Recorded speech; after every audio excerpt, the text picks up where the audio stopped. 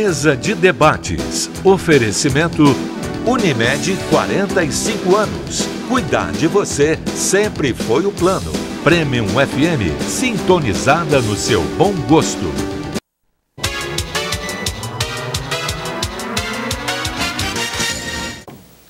Estamos de volta com a mesa de debates aqui pela TVE Juiz de Fora. As inscrições para o Enem ainda estão abertas até o dia 18 de maio, então não pode esquecer, é sexta-feira dessa semana. Nos 2 primeiros dias, como o nosso professor já anunciou para vocês, foram mais de 2 milhões de alunos que fizeram suas inscrições. E a expectativa é que esse número alcance 7,5 milhões de estudantes. As provas acontecem em novembro e quem for fazer a prova esse ano terá uma vantagem a mais tempo. Isso é uma vantagem preciosa para a prova do Enem, né? No segundo dia, os alunos vão ter meia hora a mais de prova. Isso. É uma vantagem. Comparando com o que estava, realmente é uma vantagem. Ganhar 30 minutos a mais na prova de matemática, então, realmente é uma vantagem. Então, no primeiro dia, no dia 4 de novembro, a gente tem ali a prova de linguagens humanas e a prova de redação. No segundo dia, a gente tem matemática e ciências da natureza. Então, para essa prova, foi concedido 30 minutos a mais. É um problema. Essa prova do Enem, ela é importante, muito, mas é muito pesada. Sim. Esses 30 minutos que foram dados, até quando você vê o posicionamento do MEC, fala que é um desejo dos estudantes. Não, o desejo é que diminuísse o número de questões. São 45 questões de matemática, 45 de natureza. Isso vai dar uma média de menos de 3 minutos por questão, porque você tem que passar no cartão de respostas. Então, dar meia hora, melhorou. Como melhorou. Mas o ideal, isso todos os educadores entendem que era diminuir um pouco o número de questões, porque as questões, elas vêm contextualizadas, elas trazem essa questão da interdisciplinaridade. Então não é simples, tem questão no Enem que você demora mais de 3 minutos para ler. É verdade. Meia página. Então, mas foi um ganho. Isso realmente tem que aproveitar. O ideal, o grande desejo de todos era um número menor de questões. Mas eu acho que valeu. Já é um caminho. Saúde, viu? Obrigado. Luiz Cláudio, eu até 2015, sim. Na verdade a gente da época, a maioria aqui que não existiu o Enem, a gente fazia vestibular com... Fale por você. Eu acho que era muito mais tenso até a responsabilidade de quem fazia aquela prova para entrar numa faculdade que teoricamente define a sua vida, isso não é uma verdade, ok? Como é passado toda essa pressão. E aí de 2012, talvez até 2015, eu fazia questão de fazer o Enem porque eu estava muito mais envolvido com a educação do que eu estou hoje. Eu queria entender um pouquinho daquela prova, eu ia lá e tal, não sei o que. Como eu não tinha um peso, olha que interessante. Eu fazia a prova muito mais rápido e eu sempre tive nota para os cursos em que eu, por exemplo, administração, marketing e tal, sem a pressão. Então, assim, eu acho que a gente podia aproveitar um momento também para quem está nos escutando lá e muitas mães e pais e tal, passar para os seus filhos, né? Essa questão do tempo, do portão fechado, o pessoal sempre, né? Sim. Então, enfim, fala aí um pouco. O vestibular antes ele era mais regional. Então, a Universidade Federal de Juiz de Fora fazia um vestibular aqui. A UFMG fazia um vestibular lá. Então, isso trazia algumas vantagens, que você sabia exatamente para onde você estava indo, então você conseguia pegar meio que um estilo. Hoje, o Enem, ele fez com que o vestibular passasse a ser nacional. Então, você não tem mais limites. Ali no Nota 10, por exemplo, agora tivemos uma aluna que foi fazer medicina em Maceió. A nota dela permitiu que ela conseguisse entrar em Maceió. E ela foi. No vestibular tradicional, isso não aconteceria. Ela não ia prestar um vestibular lá em Maceió. Mas o Enem deu essa característica de ligou o país. O menino está lá em Manaus, ele fez o vestibular, ele fez a mesma prova, ele joga a sua nota no SISU, né, em janeiro, fevereiro ali, e ali ele vê. Passei em Juiz de Fora. Mochila e vem embora. Então, o vestibular, por um lado, o Enem ele criou uma tensão maior, que ele já não é mais um vestibular local. Os seus concorrentes estão em qualquer lugar. Mas em contrapartida, você também pode passar em qualquer lugar. Também, é isso. Eu queria aproveitar que o Rogério tocou nessa questão que é muito importante, aproveitar que tem um sociólogo aqui com a gente, para falar sobre essa cobrança que os alunos e geralmente os pais também, eles colocam sobre o estudante, dessa necessidade de passar no vestibular e acaba sendo uma pressão a mais. Como que você acha que isso pode prejudicar o aluno nesse momento? Eu acho que assim, é uma fase que a gente está na vida, você está em formação ainda, né? Você ainda nem sabe ainda direito o que você quer. Não são raros os casos que você entra numa faculdade e no meio dela você descobre que não é aquilo que você queria, né? Então acho que essa pressão, e a sociedade cobra, você tem que ter uma posição, você tem que ter uma formação, para você ter uma qualificação, para você estar inserido no mercado de trabalho daí à frente. E isso acaba levando a essas distorções, né? E que no final acaba só prejudicando o jovem, né? Eu acho que assim, tem que dar tempo ao tempo, né? Tenho amigos semana passada estava conversando com um amigo que ele reclamando que o filho, ele é professor de educação física, o filho resolveu fazer educação física. Quase concluindo o curso, resolveu, pai, não é bem isso que eu quero, não sei o que, para lá. Aí foi para engenharia de produção. Está lá, se descobriu dentro da engenharia de produção, está trabalhando hoje numa grande empresa e está se realizando. Então, acho que assim, tem que se dar o tempo ao jovem, né? Uhum. É uma fase, e que é a melhor fase da vida da gente, né? Que você não tem que preocupar ainda apesar de você preocupa com o futuro, o que vai ser, mas aquelas preocupações que a gente tem no dia a dia da vida adulta, você tem ainda um suporte, alguns, né? A maioria tem o suporte da família. Então, isso eu acho que esse momento tem que deixar a liberdade para eles poderem pensar e sem nenhuma pressão. É o relato que você estava falando. Quando você vai lá e faz sem nenhuma pressão aquela prova, você deslancha e desempenha muito melhor. Você tem aquela obrigação de passar. Um caso inédito. Eu prestei vestibular em 1971. E eu dei sorte, porque naquela época foi feito por institutos. Eu escolhi o curso previamente no vestibular. Era instituto. No meu caso, a tendência era economia, então ICHL. E pessoal da Ciências Exatas, ICE, ICBG. Eu, como fui para o ICHL, o primeiro e o segundo período, você colocava a opção que você queria fazer. E eu estava colocando economia. Aí no terceiro período você tinha que definir o curso, entendeu? Aí deu tempo, durante esse ano de estudo de matéria básica para todo, deu tempo para eu refletir, falei, não tem nada a ver. Mas aí você já tinha um contato com as matérias? Como que era? Você tinha um contato não com era as matérias? básico. O primeiro e segundo período era matéria básica para todos os alunos do instituto. Uhum. Aí no terceiro período, cada aluno tinha que escolher o curso, entendeu? E foi o único vestibular que foi feito desse modelo, né? Então, eu fui feliz que eu tive a oportunidade de refletir e escolher o curso certo. Então, o meu tinha que ser direito e voltaria a fazer direito. Cheguei, inclusive, a fazer educação física também, porque eu estava no exército na ocasião, era oficial de educação física, fiz 4 períodos, mas eu falei, e agora? Direito ou educação?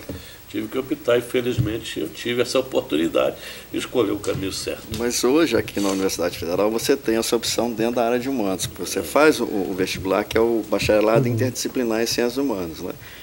Que você faz 2 anos, e você ali já tem um curso superior, é formado em humanas. Mas você tem um outro reingresso na universidade, aí você vai fazer a opção. Tem alguns cursos que estão atrelados a essa opção. Então, você tem turismo, ciência da religião, ciências sociais.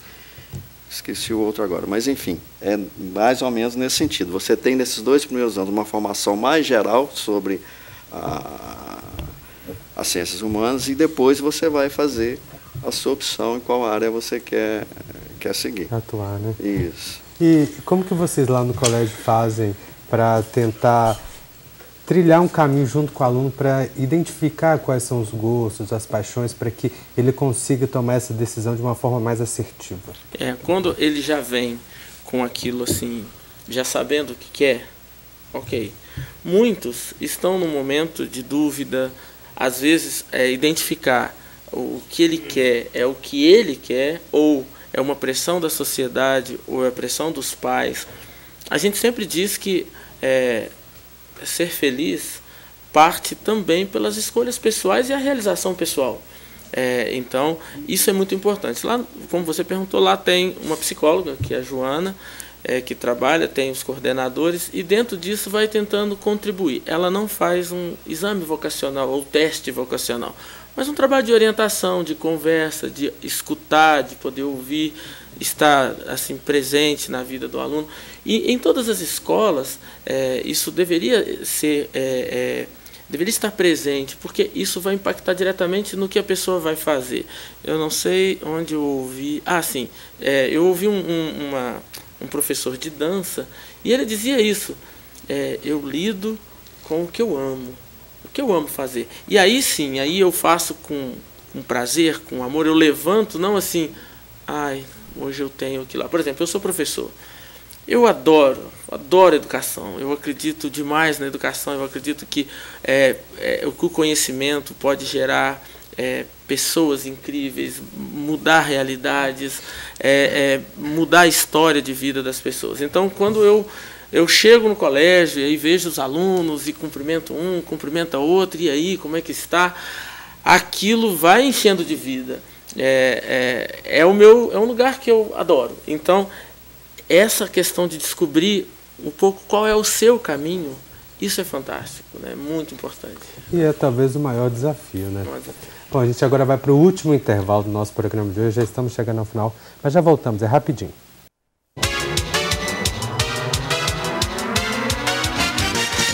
Estamos de volta para o último bloco do nosso programa de hoje. Rogério. Opa!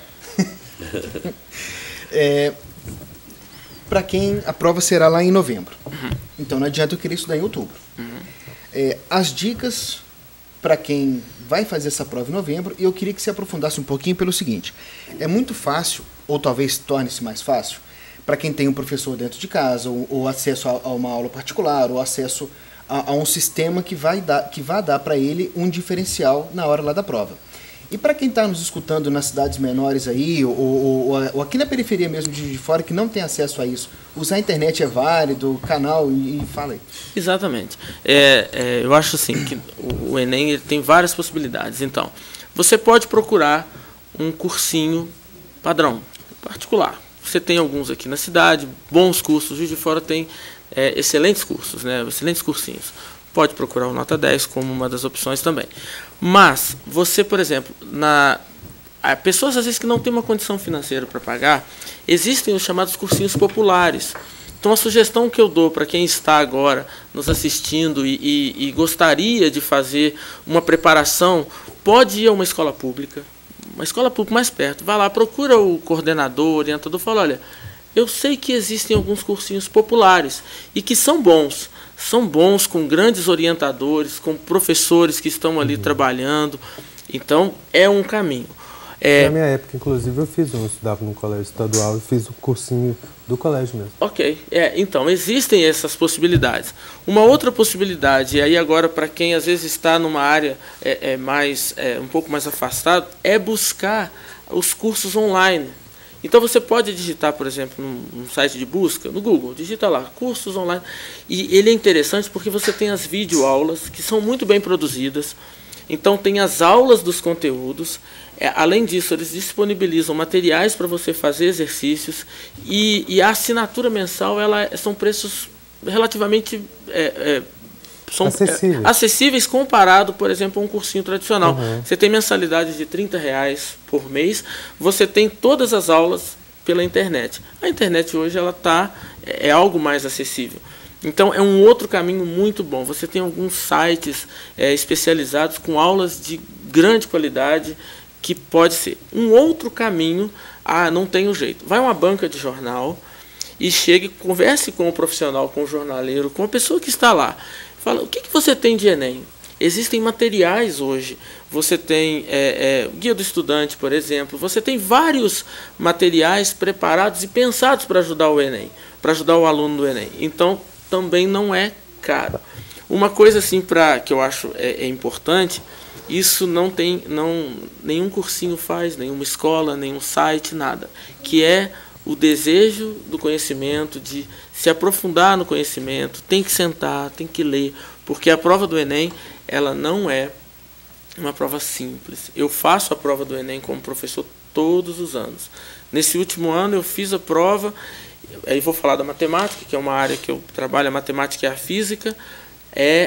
Por isso que quando você falou, nossa, ganhamos mais tempo, assim, e eu vi assim, ainda é uma situação. Então, a prova do Enem pede um estudo mesmo, e não só na matemática, mas nas ciências humanas, na filosofia, na história, na geografia, precisa se estudar. E aí vem uma reflexão muito importante para o nosso país sobre a educação. Qual o papel da escola nessa sociedade? Como estamos estudando? Como o conhecimento está sendo compartilhado de uma forma unilateral, onde o professor vai lá e coloca o conteúdo, ou ele é compartilhado, ele é discutido, para que da escola saia não simplesmente pessoas que saibam fazer uma conta, saibam o teorema de Pitágoras, mas que conhece a sua história e é capaz de pegar a sua história e intervir na sociedade que vem para frente. O Enem, eu gosto muito do Enem, porque ele traz isso. Eu acho que precisa ajustar. É desumano você pedir para uma pessoa fazer uma questão de matemática em 3 minutos. Agora temos 3 minutos e 20 segundos. Só que você tem que passar o cartão de verdade. Então, é isso. E um dado, se ainda nos permite, com um cuidado que deve ter, muito cuidado com o dia da prova. Os portões, eles vão abrir ao meio-dia e às 13 horas encerram. Às 13 horas os portões são fechados, e para que não aconteça aquela situação ruim de pessoas perderem a entrada, imagina a pessoa estuda o ano todo e chega naquele momento por um detalhe. Então, sai de casa mais cedo. Monta uma barraca na porta. É melhor. Eu já falei com alunos assim, onde você vai fazer prova? Vou fazer prova lá longe. Então, eu vou almoçar e vou. Já pensou em levar a sua comida e comer na porta? Você não corre o risco, porque às vezes você vai almoçar aqui meio-dia, vai chegar e vai perder o horário. Sem falar que o dia, várias pessoas estão com o mesmo objetivo, né? Então, o trânsito mais devagar e a dificuldade maior para chegar na prova, então tem que acordar cedo. Com certeza. E é bom essa advertência, né? Porque realmente é chato, né? Chegar lá e tentar querer pular o portão, aí vai começar a chorar, entendeu? Então, a pessoa tem que realmente se organizar, e como ele falou, almoçar mais cedo. O trânsito tem um problema do trânsito, então sair 2, 3 horas ou 4 horas, não dependendo do local que vai fazer, para não perder essa oportunidade, porque a vida passa tão rápido, né? Perde uma oportunidade e depois, às vezes, não vai ter outro, pode até desistir de fazer o Enem, né? Então, o negócio tem que realmente ter disciplina e procurar se organizar para chegar a tempo e modo, né? Sempre meia hora antes, nesse caso aí, é importante. Porque tem muito sonho envolvido. Tem muito sonho. Tem sonhos de futuros jornalistas, futuros sociólogos, advogados. Tem muito sonho. E não é o sonho de um semestre. É o sonho de 1 ano, de 2, de uma vida, às vezes. Para algumas pessoas, sobretudo pessoas que já são adultas, já seguiram um caminho, mas percebem uma outra possibilidade. Então, dar valor a esse sonho, a esse desejo. Não é só o sonho do aluno, mas o sonho dos pais também. Também. Mas tem que ser primeiro do aluno, né, Zé? Claro, lógico, primeiro do aluno, mas os pais também sonham ver o filho. Não ter a frustração que a gente estava falando antes. A gente ainda tem um tempinho e eu acho que a gente pode aproveitar a sua presença aqui para dar mais alguma dica para os alunos que estão em casa. No caso do curso aí, o Nota 10, como é que é feito aí? Porque é um período de tensão mesmo, né? Antes da realização do Enem, os alunos ficam tensos. Você falou, é um sonho e tal. Então, como é que é feito? Tem revisão das matérias e tal? Como é que é a preparação dos alunos? No caso específico do Nota 10. O Nota 10 ele fica aqui na Presidente Itamar Franco, antiga Independência, entre a Rio Branco e a Santo Antônio, em cima do Tribunal Regional Eleitoral. Tribunal Regional naquele prédio em cima. Lá funciona assim, é um sonho de nós professores, porque a gente trabalha com poucos alunos. Então, as turmas são pequenas. Então, a gente trabalha o conteúdo.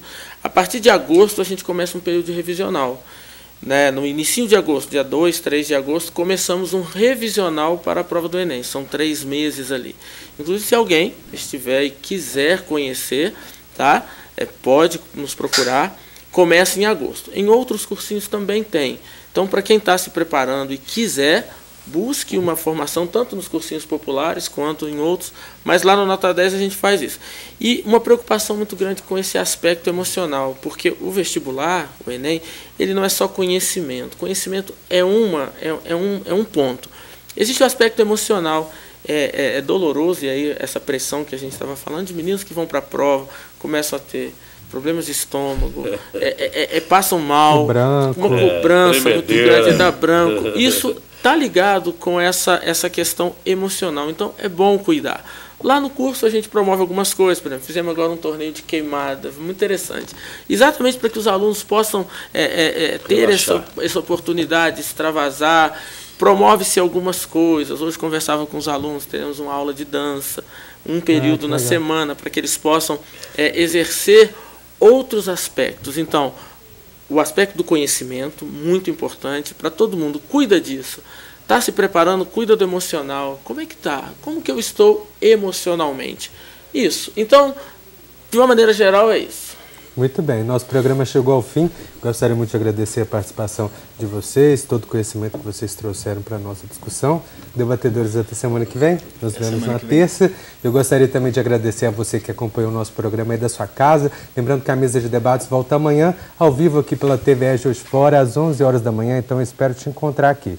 A gente também tem um encontro marcado hoje na reprise às 6 horas da tarde ou a qualquer momento, no conforto da sua casa. É só entrar no nosso canal no YouTube ou na nossa página no Facebook, procurar por TVE Juiz de Fora. Meninas, obrigado. Prazer receber vocês aqui. Uma ótima tarde para vocês e até amanhã. Tchau.